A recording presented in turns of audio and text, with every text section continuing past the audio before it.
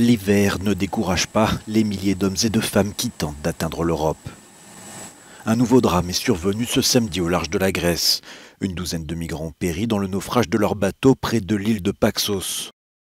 Selon les gardes-côtes, le bilan pourrait encore s'alourdir, car 50 personnes se trouvaient à bord de l'embarcation et seule une vingtaine a pu être secourue.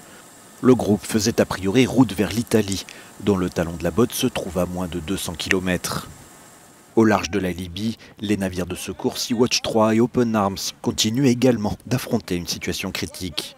En 2 jours, jeudi et vendredi, ils ont sauvé près de 150 personnes, dont 50 mineurs. Pour les ONG, la Libye, pays en guerre, est évidemment incapable de coordonner les opérations de sauvetage dans la zone, alors même que l'Union européenne l'en a chargé à coût de millions d'euros.